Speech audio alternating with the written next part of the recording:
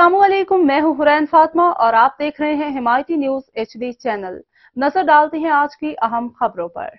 शामिल करते हैं secretary Punjab emergency services department rescue 1122 doctor Rizwan Naseer का तहसील पत्तों के रेस्क्यू स्टेशन का दौरा, बेहतरीन इंतजाम पर इत्मीनान का इजहार। Secretary Punjab emergency services department बानी रेस्क्यू 1122 सितारा इम्तियाज डॉक्टर रिजवान नसीर ने तहसील पत्तों के में वाक़ फूलनगर और पत्तों के रेस्क्यू स्टेशन का दौरा किया। इनकी आमद पर रेस्क्यू के चाको चौबंद दस्ते ने सलामी पेश की।